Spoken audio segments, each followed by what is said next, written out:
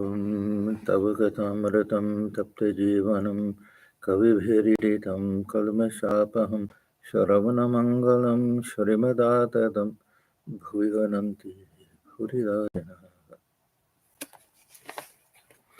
Your words are like nectar, bringing life to scorched souls. They are praised by poets and remove all sin. They are auspicious to hear, wonderful and exalted. Those who spread these words throughout the world are truly giving souls. Welcome, everyone, to our class on the Gospel of Sri Ramakrishna. We are on chapter 25, Advice to Pundit Shashadhar. The chapter starts on page 473, Monday, June 30th, 1884, and we're up to, it's a long chapter, up to page 485, the bottom of page 485.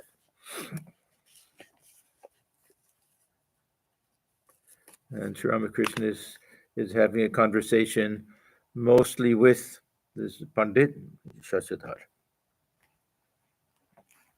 Pundit. In expounding religion, one has to use a great many words. Master. While preaching, eliminate the head and tail, that is to say, emphasize only the essentials.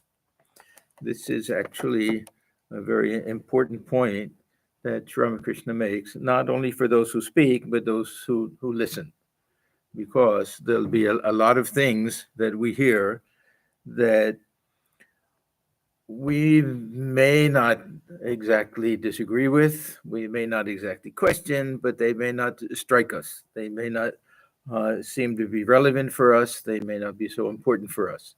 We don't have to bother too much about these things, as long as they're not the essential things.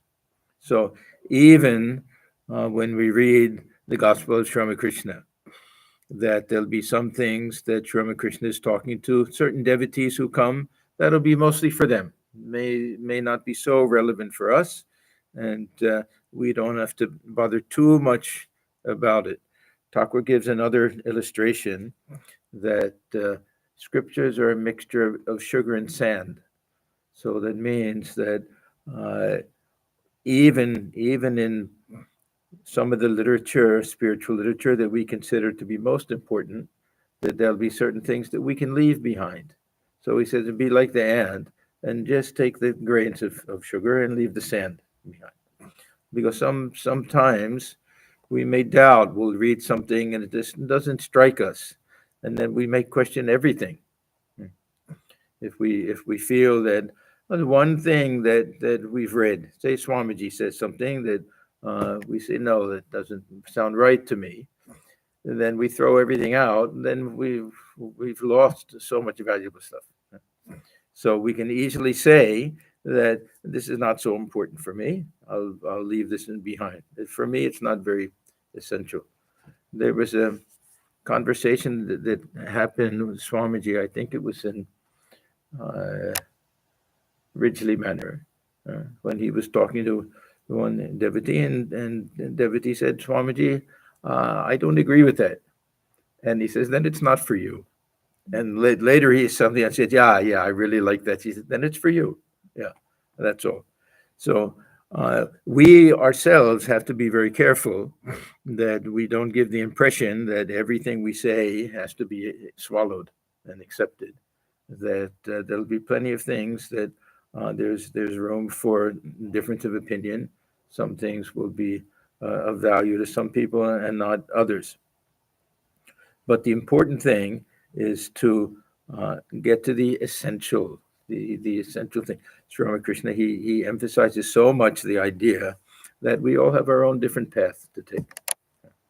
The essential thing is to have faith that there is a goal to be reached, that we can do it through sincere spiritual practice and prayer, and the particulars of it are not so important, even if we start out with some misconceptions. He gives the example of somebody who has a burning desire to see the temple in Puri, Jagannath in Puri, and starts walking, and even starts in the wrong direction.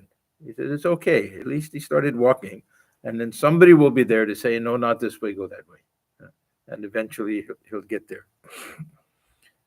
Because this Pundit, he apparently spoke a lot about what the duties and rituals are, some things that for Sri Ramakrishna are not the essential things. The essential thing is for him really love of God and spiritual practice and dispassion, all of the things that we know. So he's really, because this Pundit reaches a lot of people, he's lecturing to many people.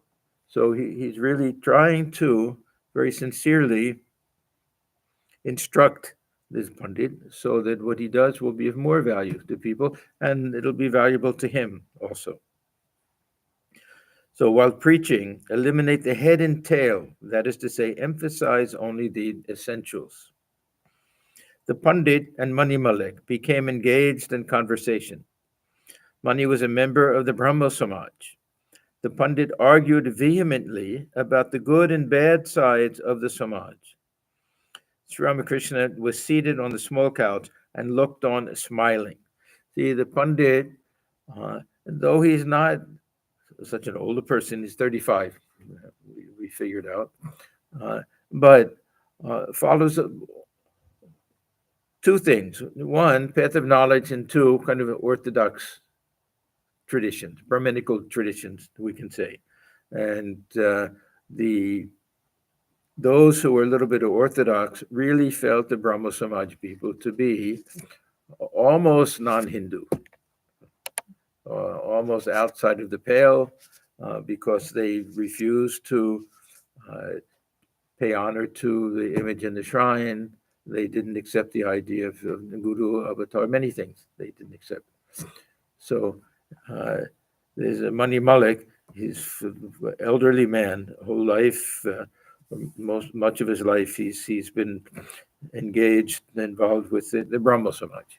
And their emphasis, of course, was tremendously on social reform, social questions and everything also. So the Pundit argued vehemently about the good and bad sides of the Samaj. Sri Ramakrishna was seated on the small couch and looked on, smiling. Presently he remarked, "This is the tamasic aspect of sattva, the attitude of a hero." Now, sometimes some devotees or visitors would have these types of arguments and everything, and Thakur wouldn't be very pleased with it. He's enough of all this talking. Don't spend all your time arguing. Here, he sees some value in it. And there are other times when Narendra would get into arguments. And he would be very happy to see Narendra defeat the others in argument. Anyhow, so here he's saying, this is the tamasic aspect of sattva, the attitude of a hero. Now, in spiritual life, somehow Sri Ramakrishna didn't mind a little dose of tamas. He would talk about the tamas of bhakti, the attitude of the dacoit, who will go and rob people and steal and everything, and the attitude of some devotees of the Divine Mother that will force their demands. Mother, you have to do it. I'm your child. If you don't do it, then I'll tell everybody that no one will take your name anymore. The beautiful Ram Prasad songs about that. Or that reveal yourself or I'll cut my throat with a knife. Thakur did that. So he didn't cut himself. He made that promise to the mother. So this is a little bit of tamas that means adding some real passion, but it's a sattvic type. So actually, pure sattva doesn't accomplish anything. Sri Ramakrishna, this is why we say Sri Ramakrishna needed Swamiji, because Swamiji had a little bit of rajas to his sattva. He could go out and conquer the world. Sri Ramakrishna needed somebody like that to accomplish his work, because his pure sattva didn't give him that type of ambition to go out and preach or anything. And he was perfectly content to do what he did, but he liked this little bit of rajas that Swamiji had. And now this tamas also. He likes these two things. So this is the tamasic aspect of sattva, the attitude of a hero. This is necessary. One should not hold one's tongue at the sight of injustice and untruth. Suppose a bad woman wants to drag you from the path of righteousness. You must then assume the heroic attitude and say, "What, you witch? You dare injure my spiritual life? I shall cut your body in two right now."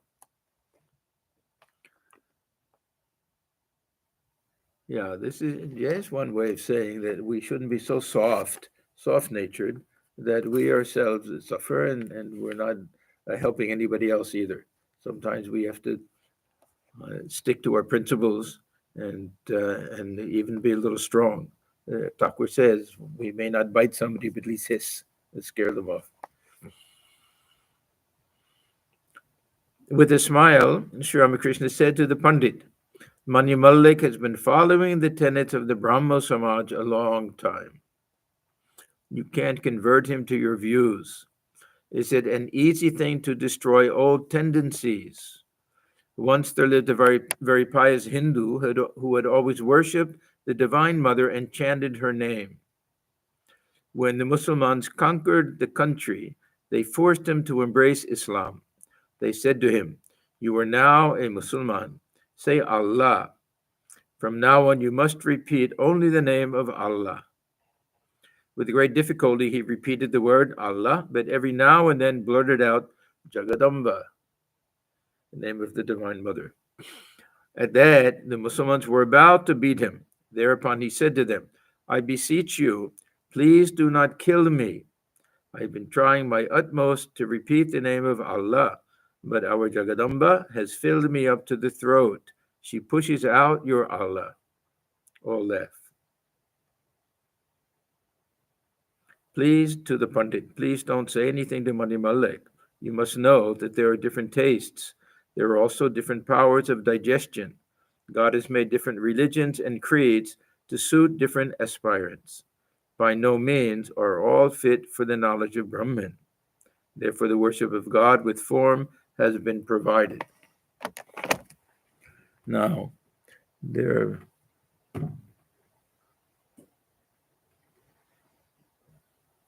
a very interesting question that arises with all of this with regard to tendencies and with regard to our own nature, with regard to how much we're able to change, what things that we accept as very strong tendencies that will not get rooted out. What things do we say, no, I'm not going to give in to these old tendencies? They're very big questions.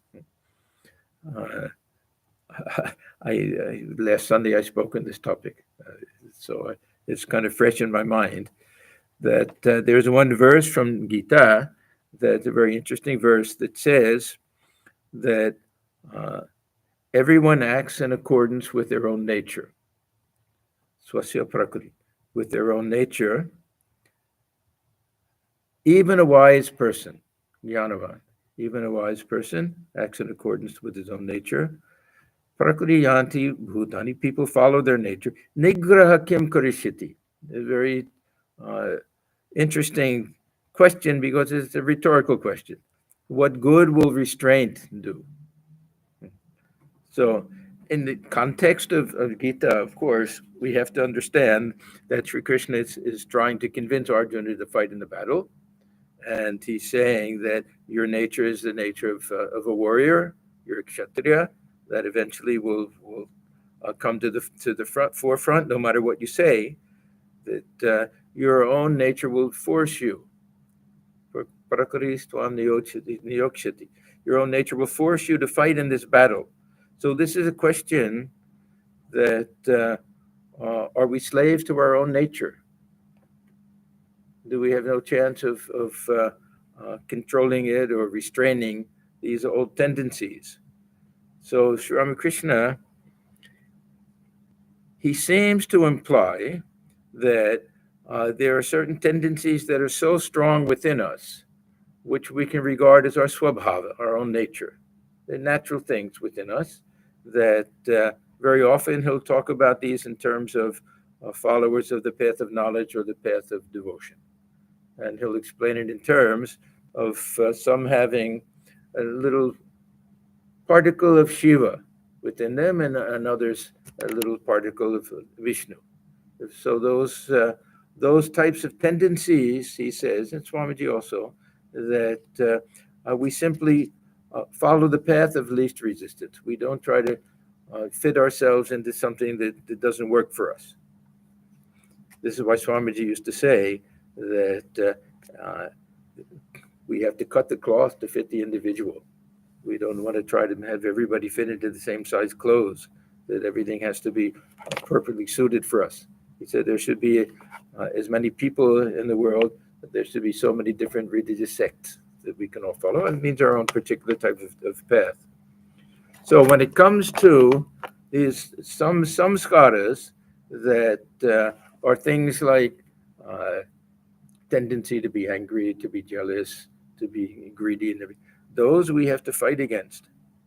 Because the other great theme of Bhagavad Gita is that this nigraha, this ability to withstand and to control, is the essence of spiritual life. That if we don't do that, we just allow these old tendencies to dictate all of our action, we won't grow in spiritual life. So if something is natural, that doesn't mean that it's good. Swamiji says that these are all natural things, but spiritual life means fighting nature. So if we find, so there's a distinction here.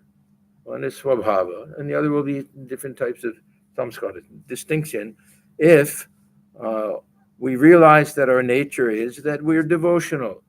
As much as we try to say soham, that we feel some love in our hearts, we have desire to worship, we shouldn't fight against that. We should utilize that. This is the path of least resistance. We should utilize that. If we find that we have some tendencies towards some of the different passions, anger and greed and lust, all of these things, that we have to fight against. So this is a very important distinction to make. So Sri Ramakrishna, whenever he talks about what path we should follow, it's always based on our own nature and based on two things: what appeals to us and what we're qualified for. So he gives the example. I'll read this again and continue. He'll give the example of the mother and cooking fish. So please don't say anything to Manimohan Mallik. You must know that there are different tastes. So that also means that people have different temperament and with a different nature. There are also different powers of digestion. So these are the two things. Ruchi bhed, he says, and there's a hajam shakti. God has made different religions and creeds to suit different aspirants. By no means are all fit for the knowledge of Brahman. Therefore, the worship of God with form has been provided. Now, the Brahmos, they worship God with qualities, saguna, but with no form. And this Pundit Shashadhar, he's very orthodox, so he'll do both. He's a jnani. He'll accept this the formless absolute Brahman, but at the same time follow all the rituals that are done with formal worship, temple worship also. So both things. The mother brings home a fish for her children. She curries part of the fish, part she fries, and with another part she makes palau. By no means all can digest the palau, so she makes fish soup for those who have weak stomachs. Further, someone pickled or fried fish. There are different temperaments, there are differences in the capacity to comprehend. Now, sometimes there's a conflict. Sometimes we are very much attracted to a particular path, but we're not fit for it. Now, usually this is we say the path of knowledge. Who is fit for the path of knowledge? We shouldn't get the impression that this is the highest and the best, and we're not good enough for it. So as a backup plan, we'll do bhakti yoga. We're not qualified.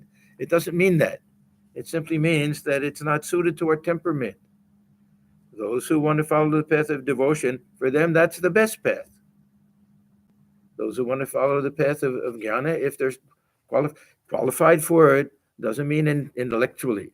It means they have to have tremendous dispassion, not very much attached to the world, not much involved in things, mostly for sannyasins.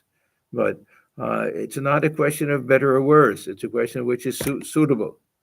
So, ruchi bhed, it has to appeal to us. And this adhikara, or hajam shakti, we have to be able to digest it. It doesn't matter if it tastes good and it makes us sick. We can't digest it. This is what Swamiji used to use that term, undigested Vedanta. There was a sadhu who came to the Dakshineshwar temple compound and was staying there for some time. His character wasn't very good, and he used to tell lies. So Sri Ramakrishna had a conversation with him, and he said something. Yeah, we hear that you're not always very truthful. And he says, if this whole world is unreal, should only my words have to be real? So Sri Ramakrishna said, I spit on that type of Vedanta. This is just completely misunderstanding and mischaracterizing. There's some very nice teachings of Vedanta. So we should never feel that we're slaves to our personality, that I have a bad temper and there's nothing I can do about it. We have to do everything we can to root out those types of samskaras. Now, there'll be some personality traits that we say that this is just who I am. Not much I can do about it. Let me utilize it. Let me utilize it. Even with the passions, Sri Ramakrishna says, rather than try to just eliminate these things, we're human beings, after all. Turn them towards God. Give them a twist. Let them be something positive and helpful for us in our spiritual life. So this was a teaching that Thakur gave many, many times. There are different temperaments. There are differences in the capacity to comprehend. Now, different capacity to comprehend. He's flattering the Pundit a little bit. Sometimes, even with the Hazrat, he'll flatter him something, half flatter. That he'll say, yeah, these boys, what do they know? Don't tell them. Who are you? You're offering something in the temple. Yes, this belongs to God. You're offering to God. You're actually offering to your higher self. He'll say they're not ready for such a high truth. But actually, they're far more qualified than this Hazra was. So sometimes he'll talk in this manner.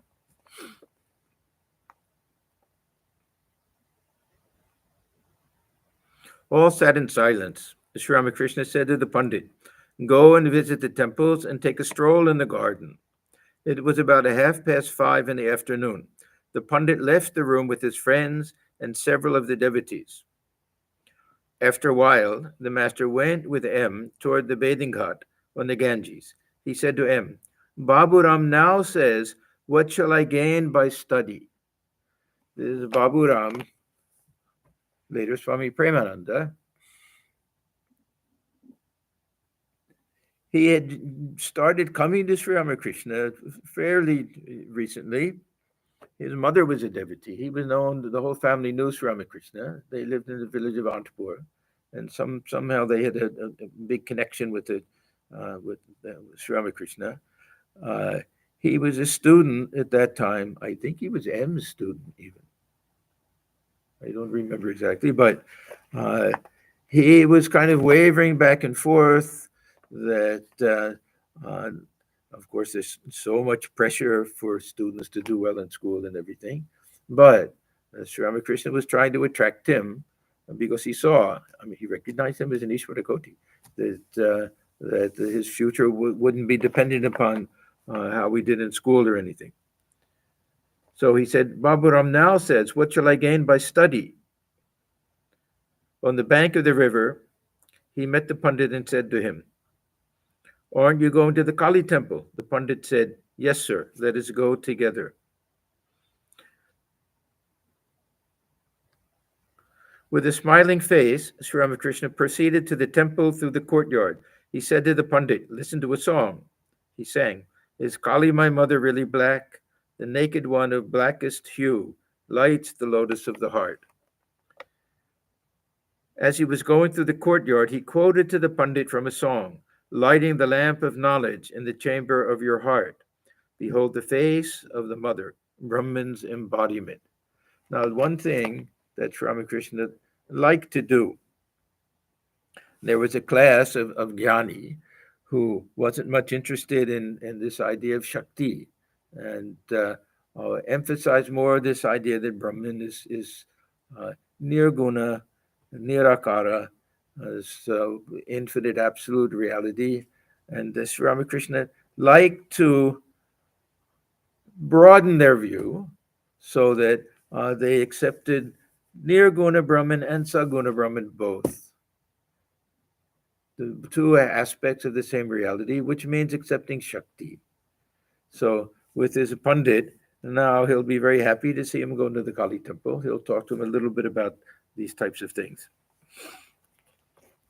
They came to the temple. Sri Ramakrishna saluted the Divine Mother, touching the ground with his forehead. Red hibiscus flowers and vilva leaves adorned the mother's feet. Her three eyes radiated love for her devotees. Two of her hands were raised as if to give them boons and reassurance. The other two hands held symbols of death. She was clothed in a sari of Benares silk and was decked with ornaments.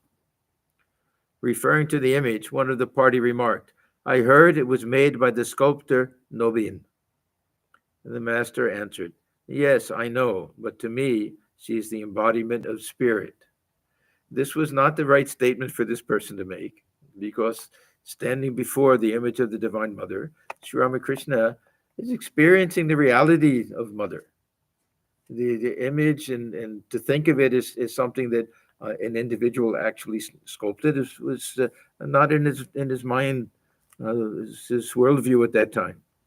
So yes, I know, maybe slightly annoyed, but to me, she's the embodiment of spirit, Chinmay. This was the conversation that the M had with Ramakrishna the first time, when their first long conversation, when they're talking about worship of God with form. Now, for the Brahmos, as soon as they heard this Sakara Puja, worship of God with form, they thought of image worship. That's the first thing. No high spiritual ideal. We can say the whole universe is the body of God. But for them, it simply meant bowing down before a stone image in the temple, which they thought was a terrible thing.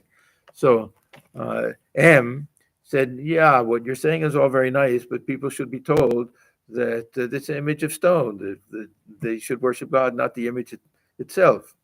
So first of all, Sri Ramakrishna gave him a good scolding. That, are you such a great soul that you can start telling other people what to do? That was the first thing. And then he said, but to me, it's a Chinmaya, not Maya. This is an image of consciousness itself. See, we have to remember the realization that Thakur had first realization was there, right in the Kali temple, looking at that image. So he can't possibly see it as in terms of just the work of some sculptor. It won't be in his mind at all, anything like that. As Sri Ramakrishna was coming back to his room with the devotees, he said to Baburam, "Come with us." M also joined him. It was dusk.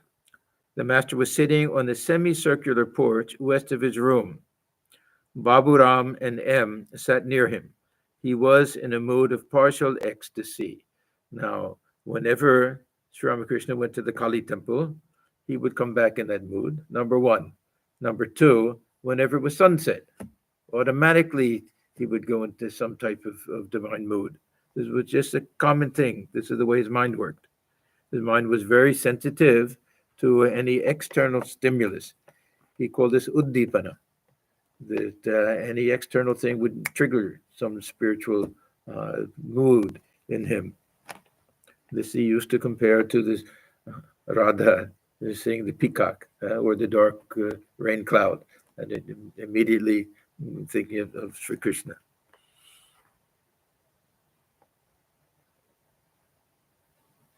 Rakal was not then living with Sri Ramakrishna. Rakal, the future Swami Brahmananda, he was married a short time before, His wife was still quite young, so most of the time they didn't live together. Sometimes he was in his home, she was in her home. Sometimes he stayed with Sri Ramakrishna for periods, and then he would go back. He hadn't yet decided to stay with them full time. So this is just one period when he was back home. So Rakal was not then living with Sri Ramakrishna, and therefore the master was having difficulties about his personal service. Several devotees lived with him, but he could not bear the touch of everyone during his spiritual moods. So who was living with him at that time? Harish, I think, was there. And of course, Ramlal and others, but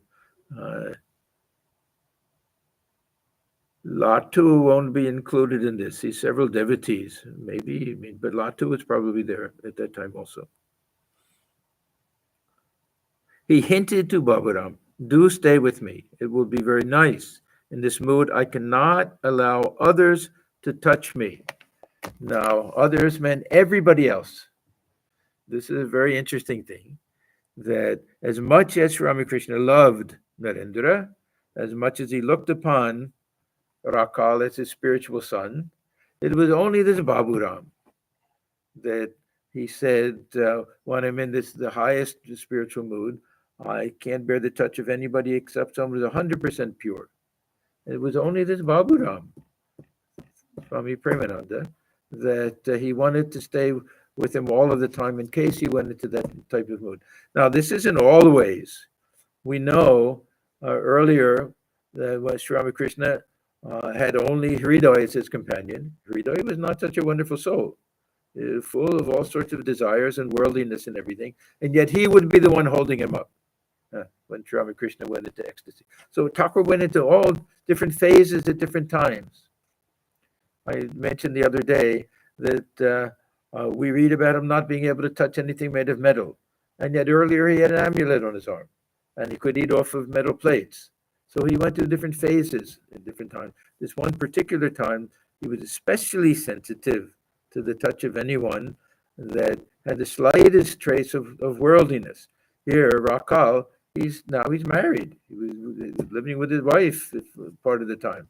This Baburam was 100% innocent. I remember one incident. Mahapurush Maharaj was talking to he was president of the order at that time, I believe. He was talking to one devotee, and the devotee was something about his family life and something about his relationship with his wife and everything. And afterwards, there's something to do with the bedroom things. So afterwards, his Baburam looked at him and said, what was he talking about? I didn't understand a word of it. And then he said, this is why Sri Ramakrishna said, of all of us, you were the one who had not the slightest trace of lust or anything in the mind, perfectly pure and innocent that way.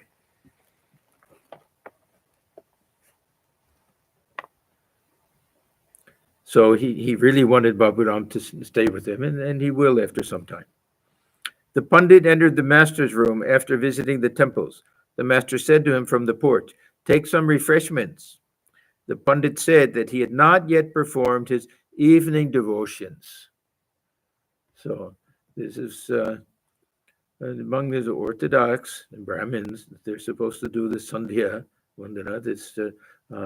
It's sunset, sunrise and sunset in the middle of the day also. That there's certain, some of them will do some type of puja, some will at least repeat Gayatri, but they won't take their food till they're finished. And Sri Ramakrishna, he didn't mind in the beginning, but he didn't emphasize these things so much. And he always said at some point, some of these things can be left behind. At least you don't have to do such formal worship and everything, at least do Gayatri. And then if you reach an exalted state, you can give up that. You say, oh, it's enough. So then he sang. At once Ramakrishna stood up and sang in an exalted mood. Why should I go to Ganga or Gaya, to Kashi, Kanchi, or Prabhas, so long as I can breathe my last with Kali's name upon my lips? What need of rituals has a man? What need of devotions anymore? if he repeats the mother's name at the 3 holy hours.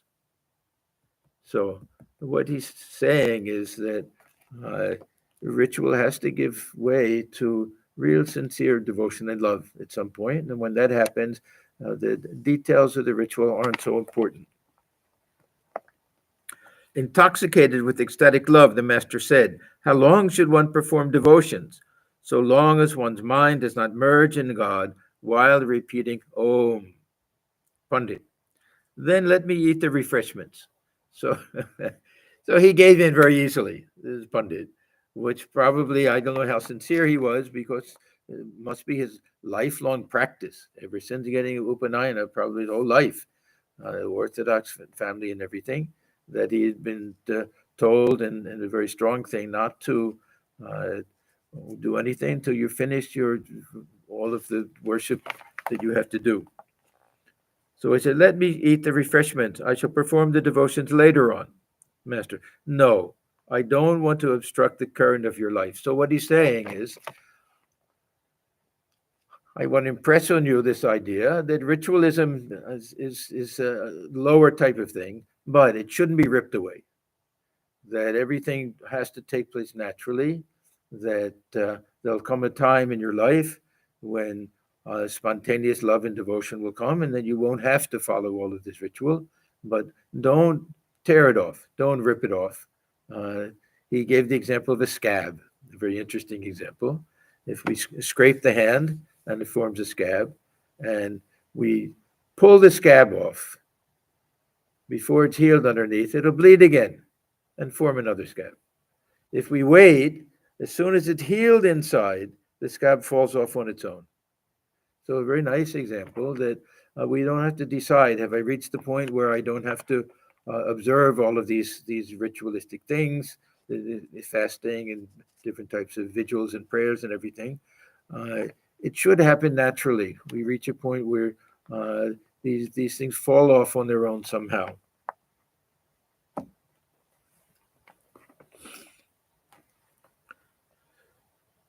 So he says, it is not good to renounce anything before the proper time arrives, when the fruit ripens, the flower drops off of itself.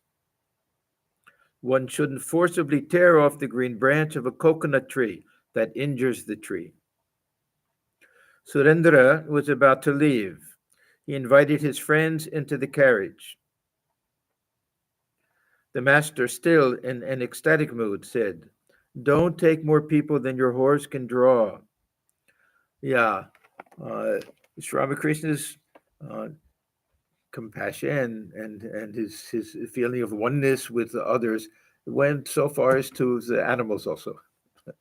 He couldn't bear to see sometimes this Surendra was very, very generous and very cheap at the same time. He gave a tremendous amount of money. He was the one who helped pay for the Kashipur Garden House and then the Bharanagar Mutt. But he himself said it hurt a little bit to give money away, even though he had a lot of money, of course. So there was a tendency sometimes to save money by piling a lot of people into the carriage. And it made it very difficult for the horse. And sometimes they would get an old carriage and an old horse. He jokes about how the horse would go a few feet and then fall down and everything. So he's cautioning him. Surendra took leave of Sri Ramakrishna. The Pandit left the room to perform his worship. M and Baburam saluted the master. They were about to leave for Calcutta. Sri Ramakrishna was still in an ecstatic mood. Master to M, I cannot utter a word now. Stay a few minutes. M again took a seat and waited for the master's command. Sri Ramakrishna motioned to Baburam to take a seat and asked him to fan him a little. M also took part in rendering this personal service to the master. Master to M tenderly, why don't you come here so frequently now? M, not for any special reason. I've been rather busy at home. Master, yesterday I came to know Baburam's inner nature. Now this is a fascinating statement, because usually with those who are very close to Sri Ramakrishna, not only does he recognize them at first sight, but often he'll have a vision before they come. We know, at least in the case of Narendra and Rakal, that he had a vision of them so that when they came, he recognized them from the vision. That Rakal was a companion of Sri Krishna, that Swamiji was one of the seven sages. So with this Baburam, he's been coming for such a long time, and yet Sri Ramakrishna says, just now I came to know about his nature. So this means that it's not that Sri Ramakrishna always could look inside somebody like and see things as they are inside a glass case. He said in one place, I think it was with Devendranath Tagore, he said, I got into that mood where I could see inside a person. So it's not like it was all the time, but even then, a little unusual. And the other thing about this Baburam, that when he complained to Sri Ramakrishna one time that everyone else is singing and dancing in ecstasy, having visions and everything, I'm not getting anything. So Sri Ramakrishna said, okay, I'll talk to Mother. And then he came back and said, Mother told me that you won't get these types of visions, you'll get knowledge instead. Now, there's another instance where Sri Ramakrishna himself could have told him that for some reason that he didn't use the special divine vision with his Baburam as much as he did with the others. But he recognized the purity of the Baburam. That was the most important thing, that he recognized the innocence, what a pure, innocent soul that he was. So he says, yesterday I came to know Baburam's inner nature. That is why I have been trying so hard to persuade him to live with me. Two things. One is that he needs someone. He needs someone to stay with him, someone that's so pure and everything. Second thing is that he knows this Baburam has this tremendous spiritual stature, and that we don't know when or how, or if he says it, or when he says it, but somehow he knows that he's one of the chosen ones who comes with him. That all of these direct disciples, either they're Ishvara Kotis or Nitya Siddhas, they're perfect souls. So, and some idea that even these great souls, somehow, if the circumstances are not right, things could be spoiled. Somehow that's in his mind. When Rakal went to Vrindavan, he also had that feeling. Now everything would be spoiled. He came down with fever. He may even give up the body there. Somehow that he seemed to have that feeling that even though everything seemed to be preordained with all of these direct disciples, that or with Narendra, that some marriage was being arranged for him. So little bit of fear that what if something happens, everything will be spoiled, or that Narendra will go away and be a wandering sadhu. He had fixed that plan. You know that. One day he came to Kashipur and Sri Ramakrishna knew it. And he sang that beautiful song that I have a fear that I'm losing you, the Radha and Krishna song. And then with tears in his eyes, and Narendra also tears in his eyes, he said, at least wait until I die before you do this, don't go away. And of course, he said, you have to keep these young boys all together. He gave him so many other instructions also. So yeah, did he really think things could get spoiled a little bit? Maybe. And at the other hand, probably not. He had such faith in Divine Mother. Boys like Baburam I've been trying so hard to persuade him to live with me. The mother bird hatches the egg in proper time. Boys like Baburam are pure in heart. They have not yet fallen into the clutches of lust and gold. Isn't that so? Now we can give one example of something getting spoiled a little bit. Now I can't explain it, but Purna, that Sri Ramakrishna looked upon Purna the same way he looked upon the other direct disciples and Ishvara Kotis and everything. And yet his parents would not allow him to escape. They forced him into marriage, and then he died quite young after that. And How this happens, we don't understand exactly. I don't understand, at least, but it just shows that uh, this divine play has some little loopholes and things. How it works out this way or that way, uh, that how much is everything pre-planned, we really can't say. Very hard to know. So he says to M, yeah, they have not yet fallen into the clutches of lust and gold. Isn't that so? M, it is true, sir. They are still stainless.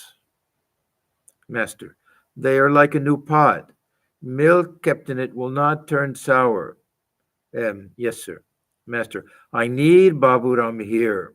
I pass through certain spiritual states when I need someone like him. He says he must not, all at once, live with me permanently, for it will create difficulties. His relatives will make trouble. I am asking him to come here Saturdays and Sundays. Now, his relatives making trouble, we know that Sri Ramakrishna actually requested Baburam's mother. As I say, I don't remember how or something, but the family were devotees, and Anandpur is a very important place. That was their village in our tradition. That's where Swamiji went with a handful of the other direct disciples, and informally took monastic vows, and how the mother was so happy to have him there. So she was a highly spiritual woman, his mother, highly spiritual woman. She would have sometimes during the week or the month where she would pretty much lock herself in the room and spend all day doing japa and meditation and everything. And if the boys came home from school at that time, it was too bad. They had to fend for themselves. So it was a very spiritual woman. So we know the story that Sri Ramakrishna went to her one day and said, I'd like you to give me something. And she said, what? He said, your son, Baburam.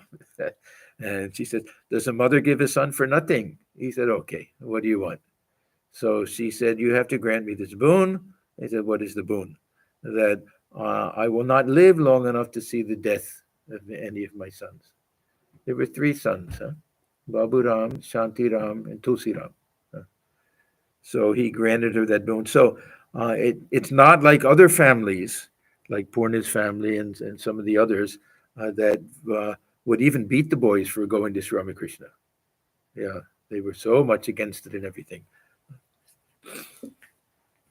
But still, there must have been some objection. It was natural in every family. They wanted the son, especially the son, because he's the one who lived at home. Daughter would get married and move and live with the, and daughters, they didn't take jobs in those days, business world or anything like that. So it was natural they wanted them to get a good education, get a good job, and look after the family. And parents could eventually retire and not have to worry about it. So he says, I need Baburam here. I pass through certain spiritual states when I need someone like him. He says he must not all at once live with me permanently, for it will create difficulties. His relatives will make trouble. I'm asking him to come here Saturdays and Sundays. Now, he was a school student, so he must have been living in Kolkata with other relatives. His mother was still in Anandpur. Do you know? So the way? Oh, he was staying in Baburam Bosa's house. Yeah, because they were in-laws. Yeah, they were in-laws. Now, I don't think they'll be the ones who object, but anyhow, it's a curious statement that his relatives will object.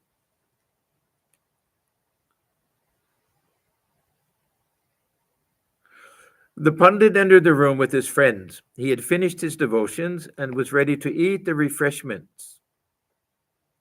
One of his companions asked the master, shall we succeed in spiritual life? Please tell us what our way is. Master, you all have the yearning for liberation. Now, for Sri Ramakrishna, this was the one essential thing. It didn't matter how brilliant we were. It didn't matter physically strong. It didn't matter. Nothing mattered except having real, sincere longing for some type of realization, whether it's devotional, whether it's to know our true nature, whether it's to cast off this Maya, some real tremendous desire, which also means some type of real vairagya. There's a longing for something higher and not much interest in worldly things. These were the main things for Sri Ramakrishna. Everything else, well, you find your own path and follow it. That's the secondary. You all have the yearning for liberation. If an aspirant has yearning, that is enough for him to realize God. But this yearning, this is not simply the way we anxious to go on vacation or enjoy something. This is that yearning where we can't bear to live another moment without realization, without God. The head pushed underwater, the gasping for a breath of air. If we don't get it, we won't be able to live. Even that type of yearning. This is a rare thing, of course. Then he says, don't eat any food of the Shraddha ceremony. This was a particular teaching of Sri Ramakrishna. I don't know exactly why he gives so much emphasis, but he'll mention it many times. The footnote, offering of food and drink to deceased relatives, especially ancestors. Now, normally, the food offered to the ancestors, nobody eats, but there'll be a feast for other people. And somehow even that's too much connected with all of this. So he says to only eat food, the only purpose of it is that it's offered to God. Purpose of this is to serve guests who are there for the ceremony. Then he says, live in the world like an unchaste woman. She performs her household duties with great attention, but her mind dwells day and night on her paramour. Perform your duties in the world, but keep your mind always fixed on God. This unchaste woman, this has its parallel, of course, in the life of Radha. Not that she's an unchaste woman, but mind is always on somebody other than her husband. This is called parikiya, this type of madhur, that the love that a husband and wife have is not as intense as the love that the woman or man will have for the paramour, because with Radha, that meant that she didn't care about scandalous talk, that everyone would criticize her or anything like that, that she was going against norms of society. Love was so intense for Sri Krishna, of course, not that type of love, but anyhow, the point is with the unchaste woman is that whole mind will be thinking of when she can meet her boyfriend again. She performs her household duties with great attention, but her mind dwells day and night on her paramour. Perform your duties in the world, but keep your mind always fixed on God. The Pundit finished eating the refreshments. Master to the Pundit. You have read the Gita, no doubt. It says that there is a special power of God in the man who is honored and respected by all. The Pundit quoted the verse from the Gita. Master, you surely possess divine power. Thakur refers to this verse many times, and he himself believed it. He also showed special reverence for those people who had any great skill, not just spiritual people. Those who, say, someone like a Vidyasagar, who had such a charitable nature and everything. He would show respect to people like that, or the great pundits, if they had some type of, if they were free from pride, he would show them respect. So he's here. This is his way of praising this pundit without directly saying it. And then, so the pundit quoted the verse from the Gita, Master, you surely possess divine power. A very nice thing to say to him, because he's one of the most highly acclaimed pundits of his day. So he was very well versed in scripture and everything else, and probably tremendous memory and everything. These are all type of power that, according to the Gita and Sri Ramakrishna, that no, this comes just from a part of the Lord. A little touch of that, and we'll have some special talent or skill.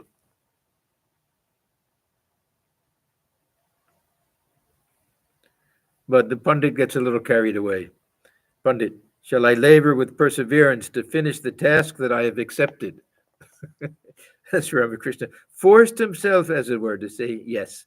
He soon changed the conversation. So he doesn't want to give this Pundit the feeling that, yes, you have a divine command from God to preach and everything. He doesn't want to go so far, but he wants to say that he appreciates this power that he has to grasp the teachings, the scriptures and things. Master, one cannot but admit the manifestation of power. Vidyasagar once asked me, has God given more power to some than to others? This was a very common issue during those days with the Brahmos and with other well-educated people, that this is the fault of Vaishamya dosha, partiality. We can blame God, that God is supposed to be impartial. You want to say that God gave one person more power and another person less power. Then it's this fault of impartiality. Hey, Thakur, what a silly argument that was. So anyhow, this comes up many times. So Vidyasagar once asked me, has God given more power to some than to others? I said to him, certainly. Otherwise, how can one man kill 100? Now, the idea that the divine presence is the same within everyone, but Shakti Vishesh, there's a difference in the amount of power that we have. If there is no special manifestation of power, then why is Queen Victoria so much honored and respected? Don't you admit it? He agreed with me. The Pandit and his friends saluted the master and were about to take their leave. Sri Ramakrishna said to the Pandit, come again. One hemp smoker rejoices in the company of another hemp smoker. They even embrace each other. So that means they have some spiritual kinship. He's feeling that there's some sincerity to this Pandit. He's devoting his life to religion in his own way. A cow licks the body of her calf, but she threatens a strange cow with her horns. All laugh. The Pandit left the room. With a smile, the master said, he has become diluted. Thakur knew that word in English. He knew a handful of words. He's become diluted even in one day. I don't know why. Probably because the milkmen, they would dilute the milk with water. Did you notice how modest he was? And he accepted everything I said. Moonlight flooded the semicircular porch. Sri Ramakrishna was still seated there. M was about to leave. Master tenderly. Now remember, he's still in this kind of half ecstatic mood after coming from the Kali temple at night. Must you go now? M. Yes, sir. Let me say goodbye. Master, I've been thinking of visiting the houses of the devotees. I want to visit yours also. What do you say? M. That will be very fine. This is the end of the day. We're on page 489. It's Thursday, July 3rd, 1884.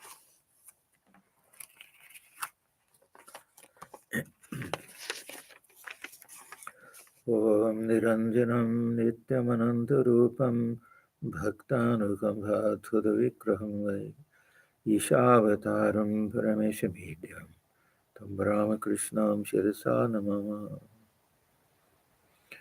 We bow our heads before Sri Ramakrishna, who is stainless, of infinite nature, whose heart melts in sympathy for his devotees, who is an embodiment of the divine and the Supreme Lord, and ever worthy of our worship.